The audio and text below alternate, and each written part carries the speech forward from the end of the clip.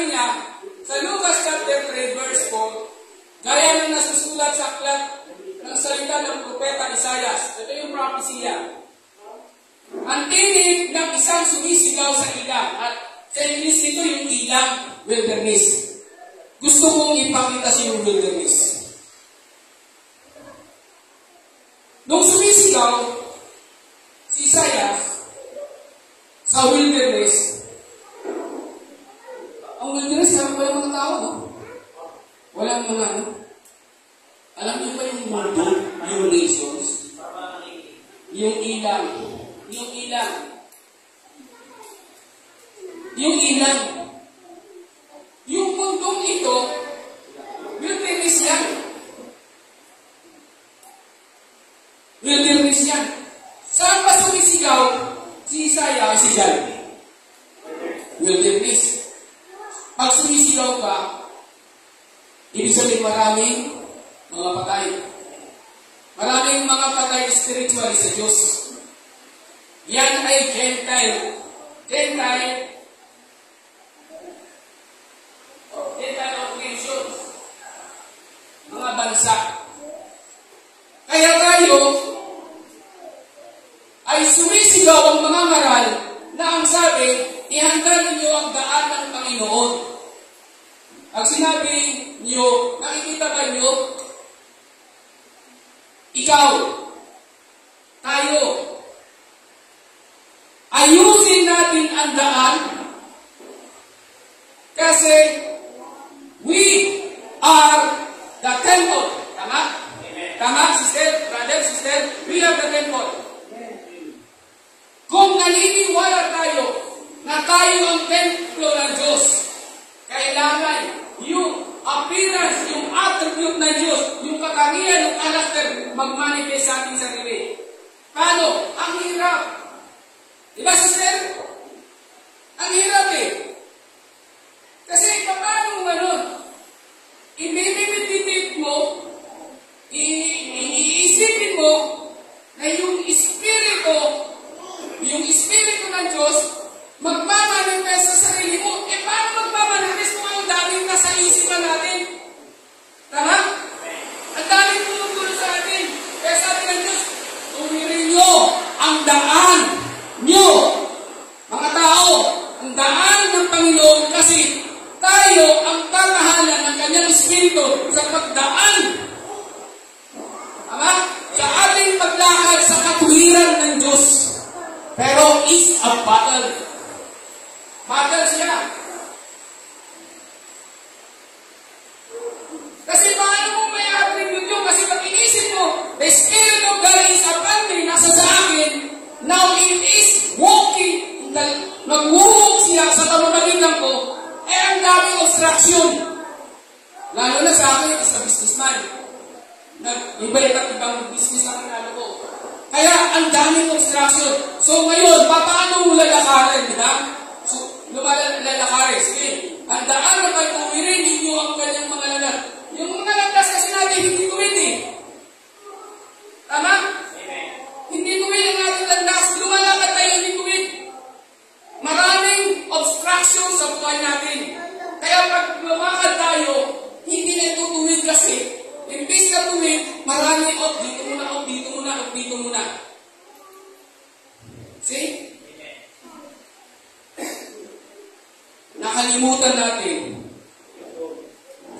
Mayroon tayong daan na pinaparaan sa atin upang yung daan na yun ay maging daan ng katuwiran ng Diyos. Nakita nyo? So now, kasi pag hindi natin tinuwid ang landas ng Panginoon, kaninong landas ang dinadala natin? There are two. Good and evil. Kailangan yung good natin, walang mapamura. Kailangan yung good natin ay makatagos. Makatagos ano? Makatagos siya sa eternal life. Kasi, kapag hindi nakatagos ang good natin, ang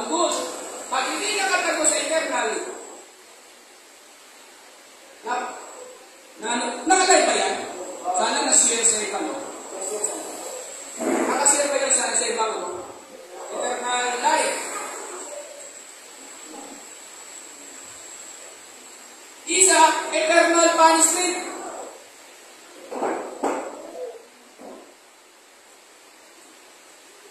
Punishment.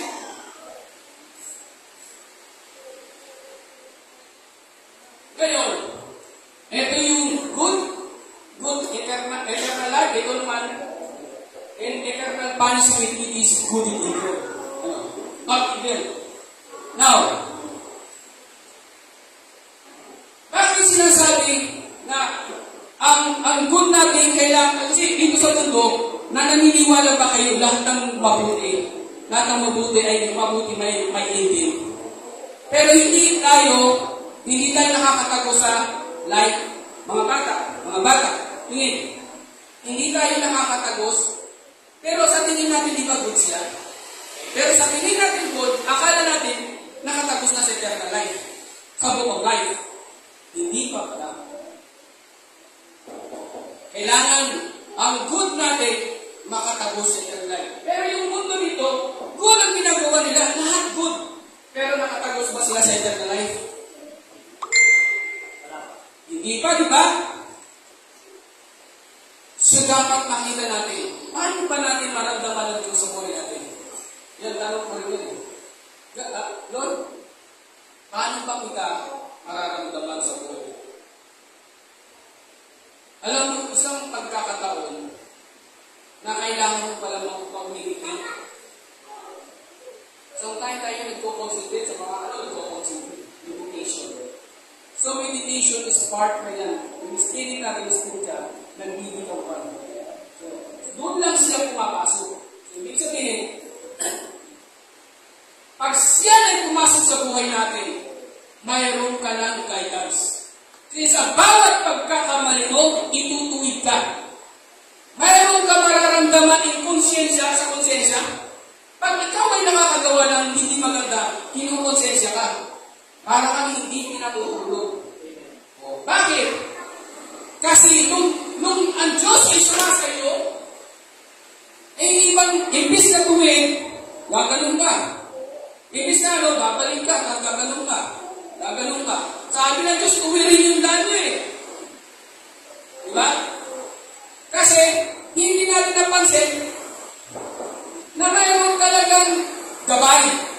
Ayaw lang natin sundan ang gabay. Pero sabi ni Jesus Christ, I am the way. Diba? Pero alam mo yun, the way, maraming tao hindi nakakapasok. Kung balik na, ito. I give you examples in China. How many population in China? Billion. Pero hindi sa population, di ba? Yung prepare the way, naniniwala ba silang kay Kristo? Sino yung sabing opo? At China, more important is also China. Hindi sila naniniwala sa Diyos. Diba? Kaya mapalad tayo. Alam natin yung daan.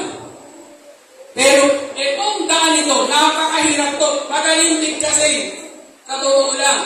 Pero it manifests in his battle. Digmaan niya kasi kalaban mo sarili mo. Tama? Amen. Kalaban mo sarili mo. Kasi sarili natin, kasi hindi nga nagmamanifest yung katangian. Sabi ng kasi diba, sinabi, I am the way, the truth, and the life. Wala na si Kristo. Nasaan na yung si Kristo? O nasa langit, tama. Pero dahil wala na si Kristo, nasa kanyang body. At sino yung head of the body? Christ. Diba? Sino nakikita niyo yun ngayon? Church. Yung church. Yung katawan ni Kristo. Sila yung gifted. Ngayon, kung sila yung gifted, sila ngayon ang magiging daan para yung salita ng Diyos at salita ni Kristo dumaan sa katawan. Bakit kailangan? Kasi itong katawan, ito dapat maging image. Image.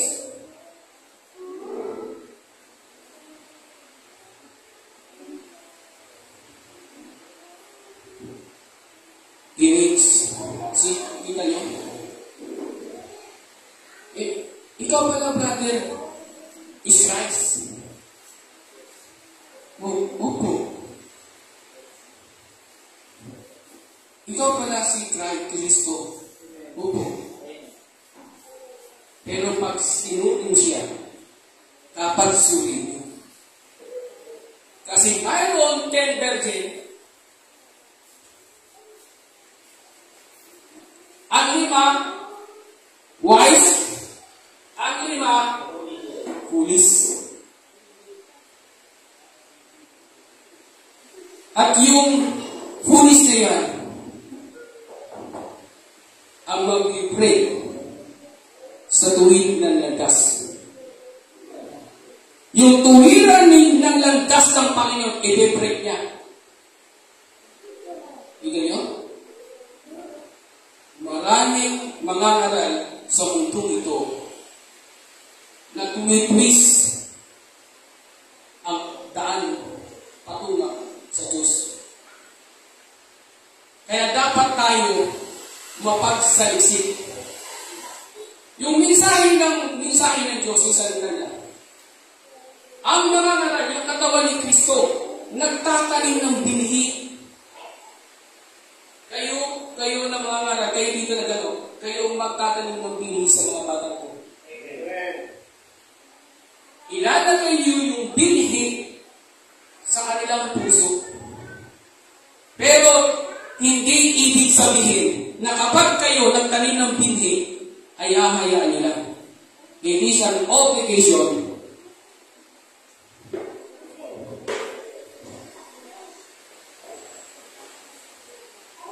Masok kayo sa landas na yan, mayroon kayong obligasyon. Tumol. Bakit? Kasi, nung dinala yan sa inyo, responsibilidad na. Pag sinabing responsibilidad, hindi ganun kadali na ang definition. May word yan. May word yan. Kaya yung itatanim yung binhi na yan, iyan ang magiging daan para yung mga bata na yan ay makapasok sa kabila ng Diyos. Because there are many children that's not enter into the kingdom of God. Hindi sila nakapasok. Nakapasok sila sa kaparusahan. Kaya yung sinasabi na tuwirin, ang talintig kasi niya. Daan? Talintig kasi niya. Isipin mo, sasabihin mo, I am the way. Kung ikaw ako the way, battle. Everyone of us will peace into the battle. Bawat isa sa atin ay humaharap sa pagsubok. Diba? Kaya ngayon, nararamdaman nyo ba, every time ay mag-work kayo sa Diyos, magagawa kayo ng tungkulin sa Diyos, there is a battle? Yes. Every time, di ba? Hindi rin lang kayo, ako rin. Bawat isa sa akin, mas matindi nga sa akin eh. Mas matindi nga sa akin eh. Hindi ko lang sinasabi. Pero minsan pinag-iinaan ako. Pero mayroon nagkagawin, may nagre-reveal.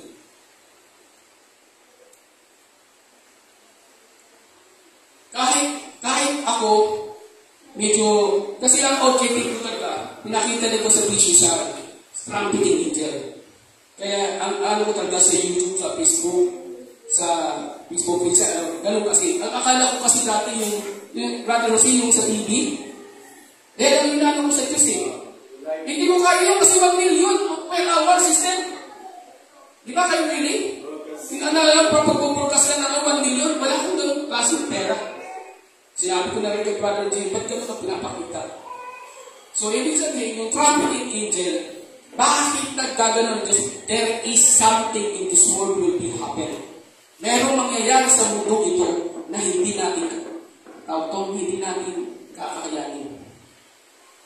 Kaya ipiniprepare yung daan, prepare the way, kasi pagdating ni Kristo sa iyo, makikilala kita. Pagdating ng iba, sabi ni Kristo, I never knew you. Those are only that following the word of God. Yung lamang ang sumusunod sa katuturan ng Diyos. So bawat isa sa atin, mayroon tayong landas, direction or map, which is the way of Christ. Now, so yun may isa pa akong verse na papakita. Yung John chapter 12 verse 26. So, napaka-importante ng bawat isa sa atin na i-practice natin, kasi dati ito lang i-practice natin how to i-transform the image of Christ of our body. Kasi pag hindi siya pumasok sa ating katawan, so pray, napakahirap namin. Talagang mahirap yun eh. Pero yun ang sabi ni Kristo, I am the way, the truth, and the life. And sabi ni Kristo, I am still follow the step of Jesus Christ. Tama? Sa book of Acts. Follow the step of Jesus Christ. Pero isang bagang.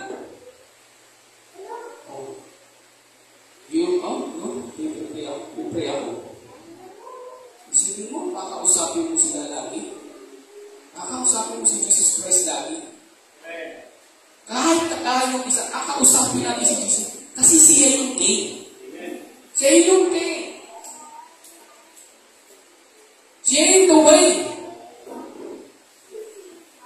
Ngayon, kung siya yung the way, siya yung king, siya yung lalapitan natin. Kaya nasabi ko siya yung China, yung mga communist country, they did not believe Jesus Christ. Happened, the Israel. Yung Pharisees was rejected. Suti mo? Was rejected. Okay, John chapter 12 verse 20. Kung ang sino mang tao naglilingkod sa akin, kita mo, sino mang tao naglilingkod sa akin? Sino ba naglilingkod sa Diyos? Ha? Mga bright. Pero marami naglilingkod. Pero maraming pulis. O dapat mayroon kayong discerning spirit. If Jesus Christ, if God and Jesus Christ, it is manifest to you, papakita sa iyo, maniwala kayo, 100% makakarinig kayo ng revelation, maririnig ko, yung makikita yung reading, in baksa na pag magre-reveal siya. Yun ang discerning spirit. Mayroon dapat tayong matang agilan. Kapag mayroon tayong matang agilan, nakikita kagad natin yung tao. Yes, kaya, eto yung ang sino mang tao naglilingkod sa akin ay sumusunod sa akin. Sino ang sinusundan natin? Okay, siya in the way. Kaya sabi ni Jesus, no one can to the Father, I am the way. And no one can to the Father. Sumusunod sa akin, at kung saan ako naroon, nasaan si Kristo? Nasa langit, tama. Pero yung langit, bumababa. Ginagamit ang katawan. Ngayon, kung gagamitin ang katawan niyo, ibig sabihin, malaki ang kompetisyon mo. Diba? Kung gagamitin mo, ang gagamitin ang katawan mo, it's a big opportunity. Kasi paglipat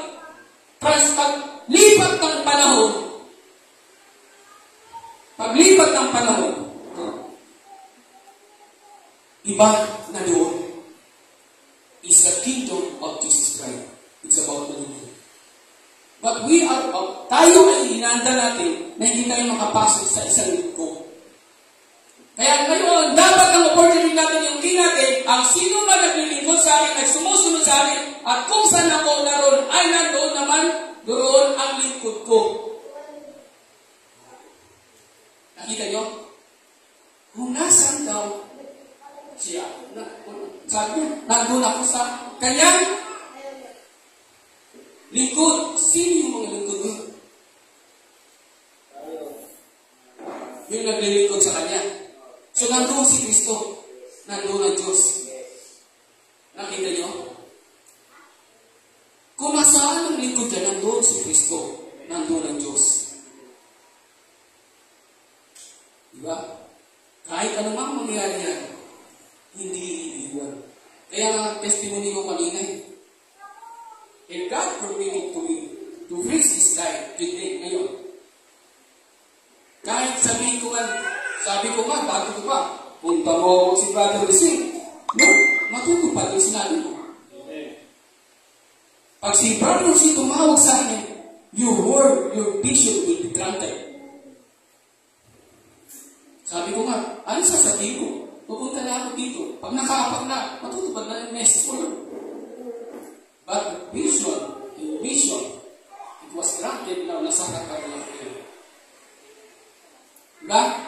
Now, sabi ang lingkod ko, kung ang sino mang tao na maglingkod sa akin ay siya'y pararangalan ng Ama. May reward ba yung servants? Amen. Mayroon bang reward yung nag-effort? Meron. O bakit? Yun ang gagawin nyo. Dito. Diba? Amen. So, hindi bayan sa Diyos may pangako. Tandaan niyo ang Diyos pag nangako, tuto pa rin yan. Tama, sister? Tuto pa rin yan. We believe the promise of God. Pero, masarap magsabi ng amen sa totoo. Pero it's a battle. Battle siya. Kaya kung makikita natin ito, sabi ng Diyos,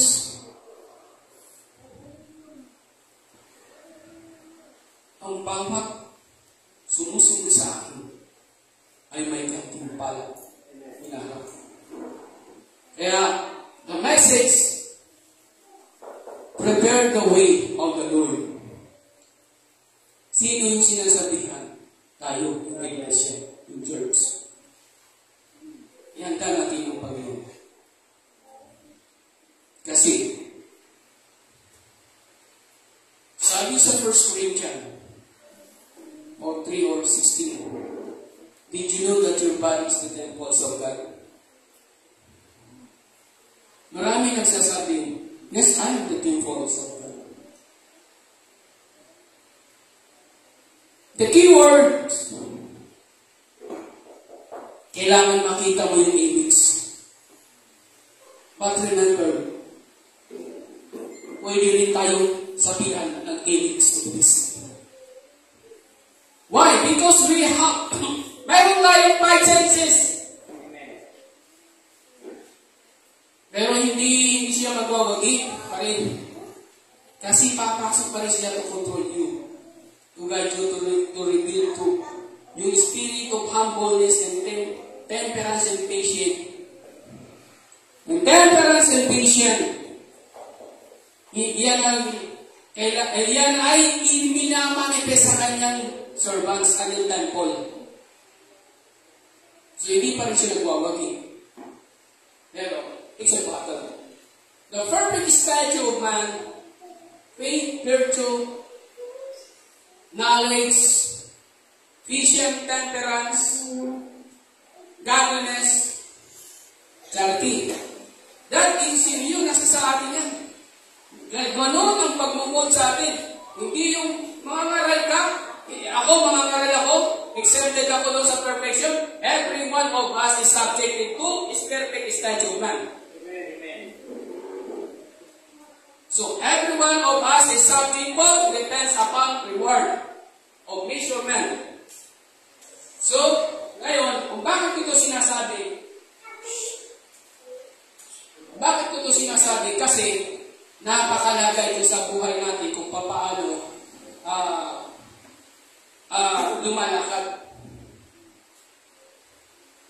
Tayo po ay lumalakad sa wilderness.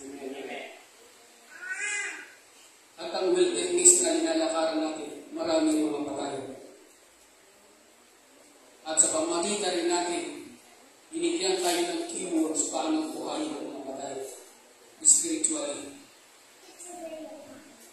Diba? So, malaki, paano pa yung oras? Diba? So, yun ano. Now,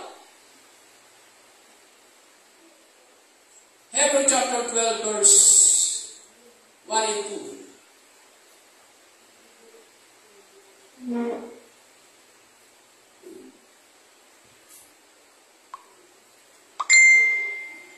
Chapter 1 verse 1 and 2. So, noong unang panahon, ang Diyos gumagamit siya ng mga propeta. Only the prophet, nagkano Diyos, ang instrument sa Old Testament, the prophets only. Walang evangelist, walang pastor, walang teachers, walang apostle. But, ganun lang ginagamit ninyo. But in the last days, sabi niyo dito, Hebrews chapter 1 and verse 2, at sa huling panahon, okay, I'm popular. In the last days, this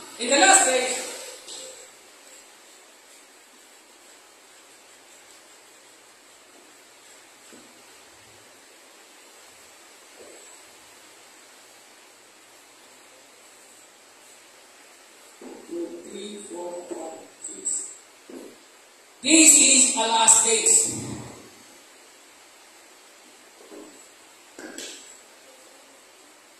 Last days.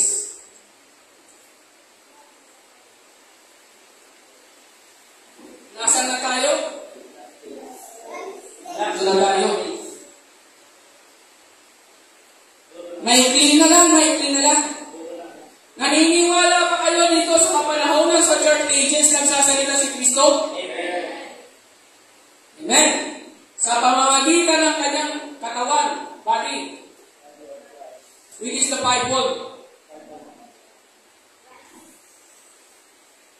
So, nagsasalita si Kristo sa pamamagitan ng kanyang katawan. Pero ingat kayo. There are fools and there are wise. Pag nataniman ang mga puso na yan ng salita na hindi maganda, which is the teaching of the foolish, sasabihin yan, tuwirin nyo ang landas ng Panginoon. Kasi bakit? Mga ngaral ngayon, alam mo yun, totoong mga ngaral ng Diyos, allergic na sila. Itong mga ngaral ng lingkod na Diyos, allergic na yung mga foolish sa mga taong ito. Kasi they speak the fresh revelation. They speak at thunders. What is thunders? The voice of God. Tingin nila sa sarili ng mga ngaral ng Diyos. Ano yan? Foolish yan. When I broadcast live sa YouTube, sa Facebook, yung topic ko, Big Hit. Nag-praise ako, alam mo marami akong damit, kaya akong bumili ng mga ganong damit eh. May isang pastor sa akin ay sabi, nasasaktan ako sa iyo, brother, because yung damit mo,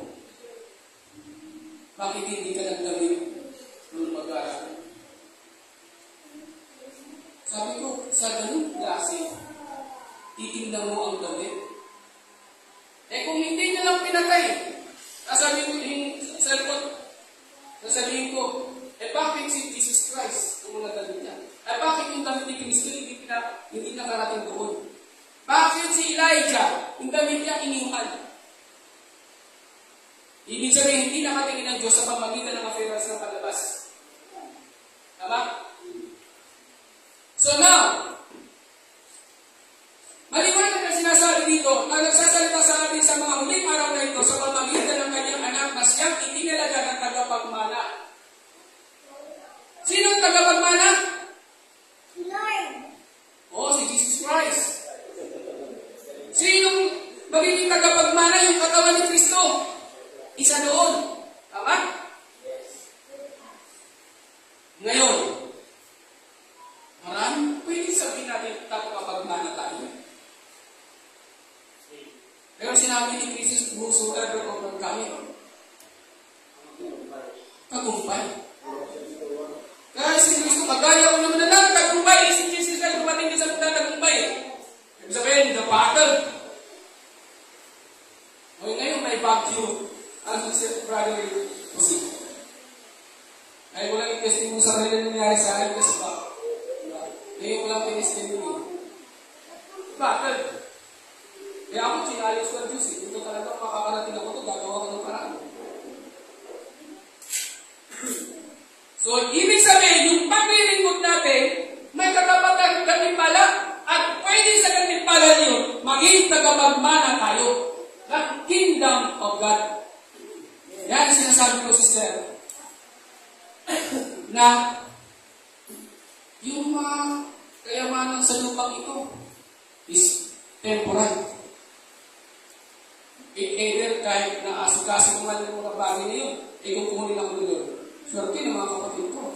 Kaya itatransfer sa kanila yung mga amana para sa akin. So, mayroon akong vision.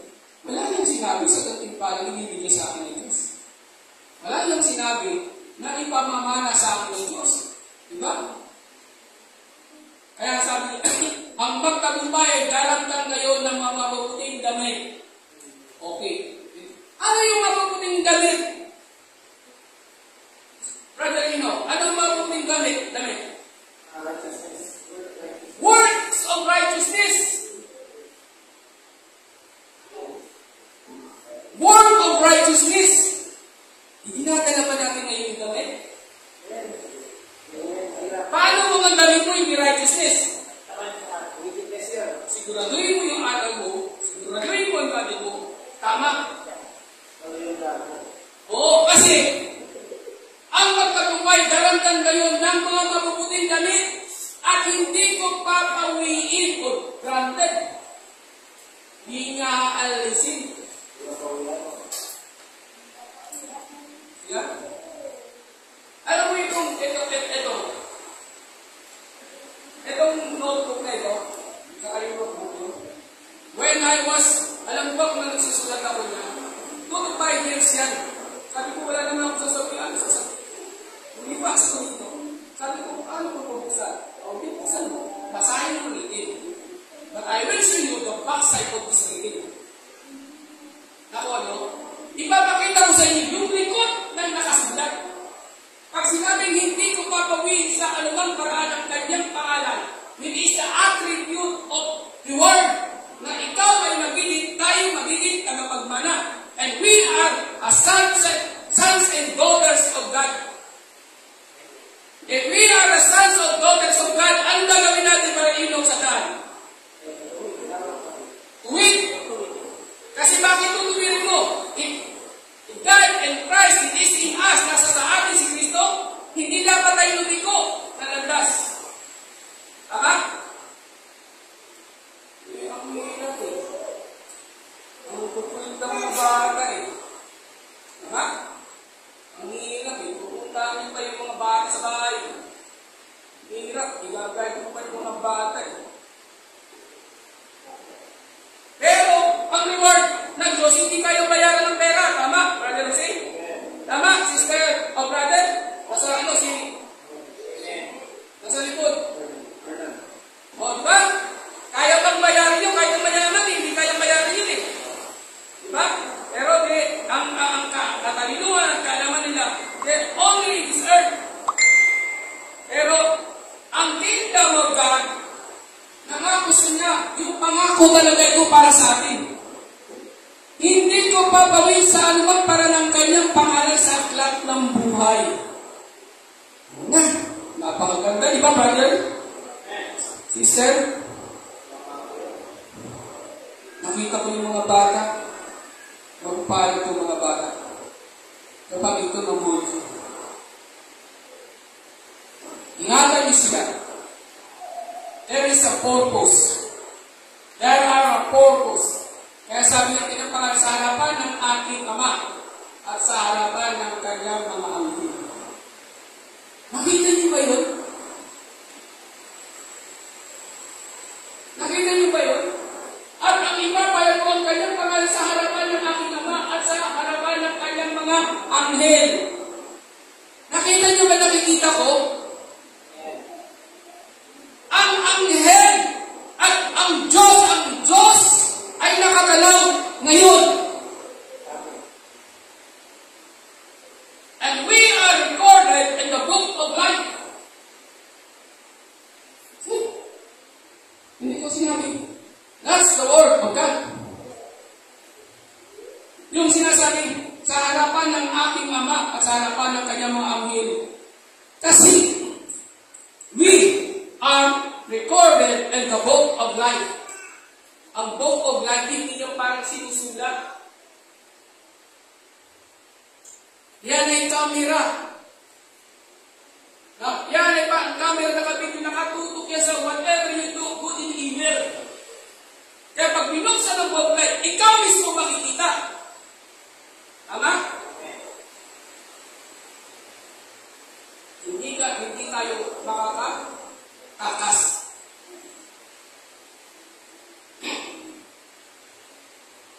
Ibig sabihin,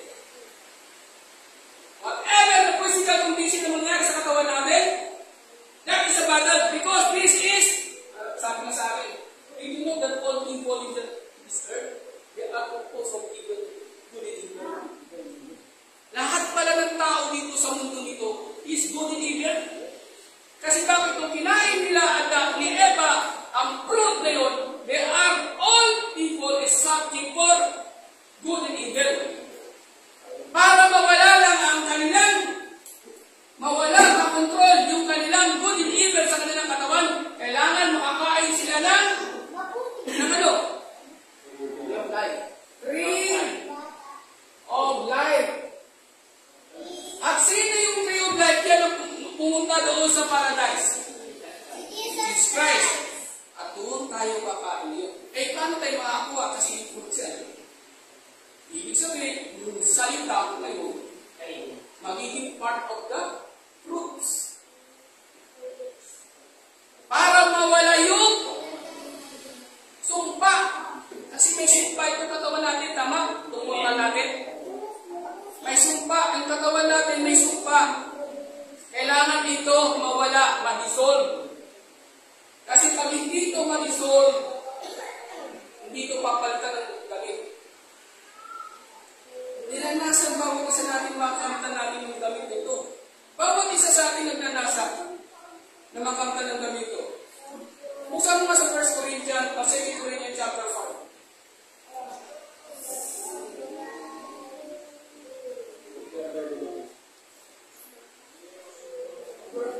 Verse 3 ata yun. At kung sa buwan pa nga, sa okay, sapagkat nalalaman natin kung masira ang ating bahay na tabernakulo ukol sa lupa, katawan. Ano yung ukol sa lupa? That's our mortal body. Tama? Kaya, alam naman natin, kaya ito nasisira because kung kinakain natin, part of the course, isang pa rin ng evil. So, lahat ng kinakain natin, mayroon evil nature. Tama? Amen.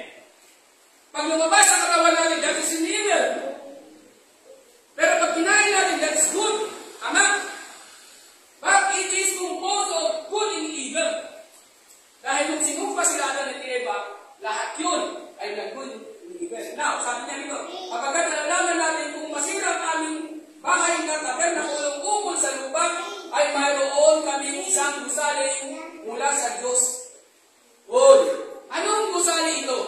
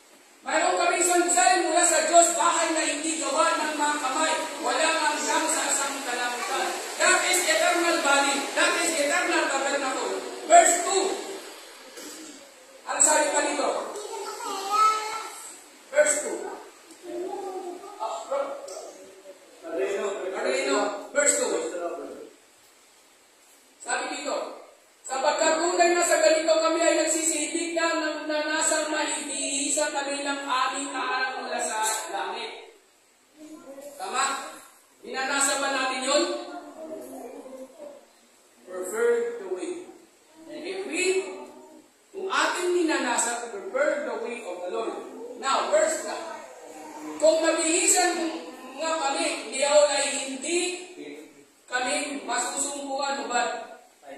Ito yung sinasabi ko kay Brother Minan. Sabi ko, Brother Minan, nung sila Eva at Adan na nandito pa sa lupa, sa earth na ito, they are naked. They are naked. Pero nung linagay sila sa Garden of Eden, hindi ito napapaliwanag na nila. Nung linagay sila sa Garden of Eden, binigyan sila ng damit. Kaya kapag nasuot nila yung damit yun, di sila nasusumpungan. Ubad sila Adan at Eva. Pero ang kita nyo, they are believed that Adan and Eva, they are naked. Di nila na ito. Okay. So, sa pagkatunay na kami nangasa na tabernakulo ito na nagsisilid na bibigatan hindi sa amin na nasa namin maging hubad. Taas pa. Maging hubad. Kundi ninanasa namin kami bihisan upang ang may kamatayan ay lamunin ng buhay. Nakita niyo ba? Itong katawan natin, kahit ito ay nasa compose ng good and evil, nakakaranas ng sakit, ng mga sakit, pero tatanggalin niyo ito. This is only a temporal body. Now, kung temporal body siya, ibig sabihin, mayroon siyang permanent body na nakalaan ang Diyos sa bawat isa sa atin. So, ibig sabihin, kung nakalaan yan ang bawat isa sa atin, dito sa pagtakbo ng kapanahonan na ito, na ang Diyos ay lumalakad sa ating katauhan, ibig sabihin, ang Diyos ay nasa atin, we are walk in the image of Christ. Now, mayroon nakareserbang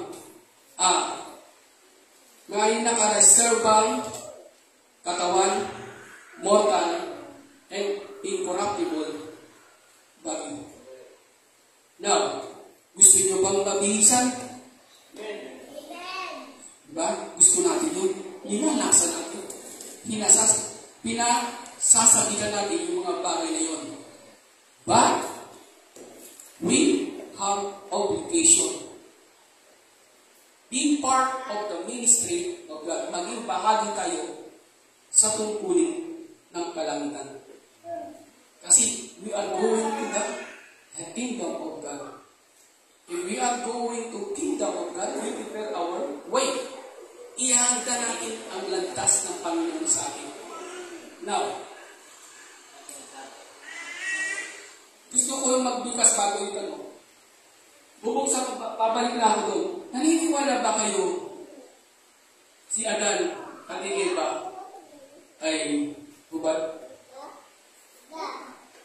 Yes. Gusto ko yung makakita sa inyo. So, buksan natin yung Genesis chapter 2, verse 15. Sa English, Genesis chapter 2, verse 15. Sabi ko, gusto kasi hindi ko muna buo ko yung topic ito. Pero sabi ko hindi muna kasi may message sa kanila eh. Now, may message sa kanila kaya gusto ko ito parang kanila. And the Lord God took man and put him into the garden. And of Eden to dress. Pag sinabing dress, may damit, di ba? May damit, di ba? To dress it and to keep it, ito yung hiwaga na hindi mapaliwanag nila. Hindi nila mabusan ito kung ano ibig sabihin ng dress. Yung dress na yan ang sinasabi sa 2 Corinthians chapter 5, verse 3 and 4 na damit. Kaya nung ginamitan sila, yung sinanabing kid, hindi rin nila alam ano ibig sabihin ng kid yan. To keep it. Ang ibig sabihin to keep it, that is the paradise of God. That is the garden of God. That is the third dimension. Bakit sila Adan at si Eva nakapasok doon? Because that body is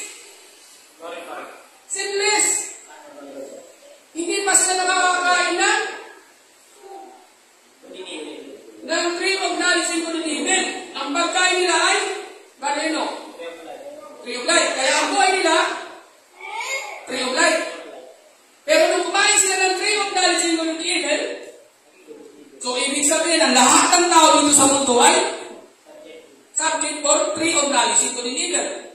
Ibig sabihin, kung tree of knowledge and good and evil, itong katawan, may kamatayan. Tama? May kamatayan. So kung may kamatayan, mayroong pag-asa para mawala ang sumpa sa bawat isa sa atin. Kailangan tayo makakain ng tree of life.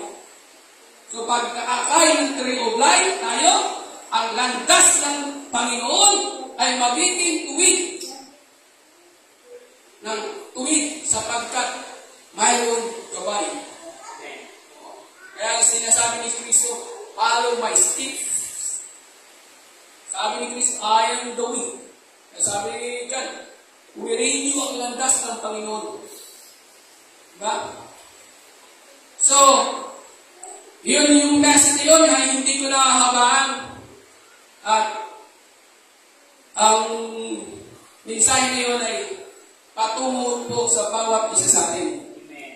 Kung paano minumol niyo yung mga bata, huwag yung isipin na hindi yan kalugod-lugod sa Diyos. Pangako niya na lulugod siya sa harapan. So, bawat accomplishment na ginagawa natin sa Diyos, bawat ginagawa natin sa Diyos, sa harapan niya, at nakikita ng mga anghel, because the angels keep the witnesses. But this world is, hindi tayo nakikita. Katulad ng bituin sa langit. Nakikita natin yung mga bituin. Pero pinapansin ba natin? Nakikita ba natin ang bituin dito sa lupa? Pero pinapansin ba natin? Mas pinapansin ba, brother, kasi yung mga TikTok sa mga kumangano. Pero yung bituin na dito sa lupa na hindi nila nakikita, hindi nila nakapansin. Pero, napapansin tayo ng mga anghel. Kita mo? The legions of heaven are watching to this ministry. Ano ba yan? First Peter chapter 1:12 ba yun? Ano ba sabi dyan? 1 Peter 1:12? To whom it was revealed not into themselves, but into us they did minister. Did minister things which are now reported into you by them that have preached the gospel into you with the Holy Ghost sent down from heaven, with things the angels desire to look into. Nakikita niyo yung to look into? Ang mga anghel nakatiling ngayon sa atin. Pero, alam niyo ba kung magpakita yung angel na yun?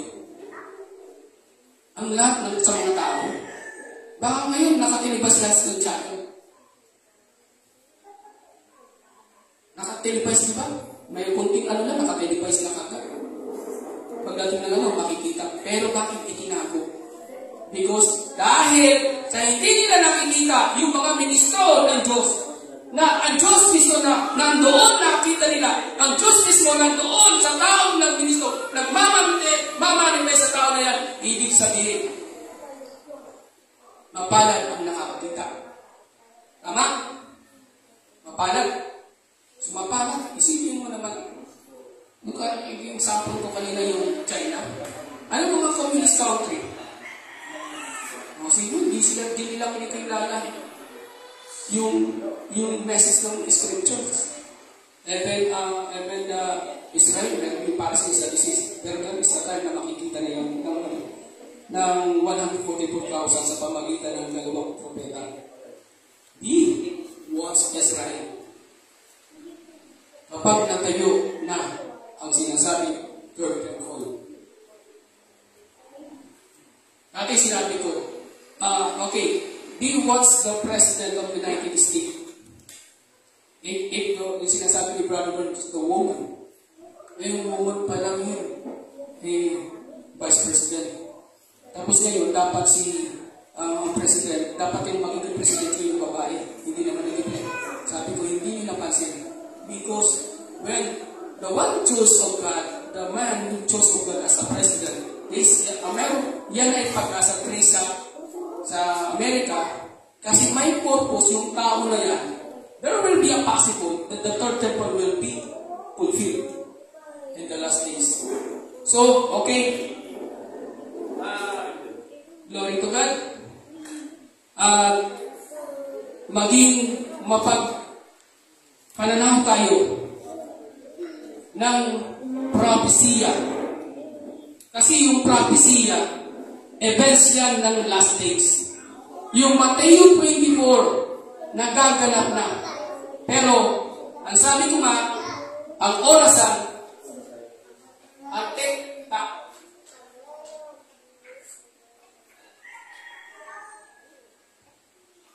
Natitigil yan. Oo. Hindi mo na pinatatak yan. Dahil may purpose. Hindi mo na pinapaganap ang gira. Kasi may purpose. Pero pwede maganap yan. Isang iglap lang yan. Pero hindi natin inanas yan. Pero ang Diyos pa rin ang nagkagranted yan sa mangyayari. Pero ang tanong, bakit hindi nilang tektak ng orasan? Because it's the blessing comes. Kasi kawawa naman yung nakapredestinado pa na subject to being restored. Kawawa. Ganun lang pag-ibig ng Diyos, hindi kaya subagin. Hindi natin kaya subagin. Kaya meron pala talagang mga nakalaan katulad ng mga batang ito na makarinig ng salita ng Diyos. Okay. Glory to God. At yun lang ang mensahe sa umagang kapurihan ng Diyos.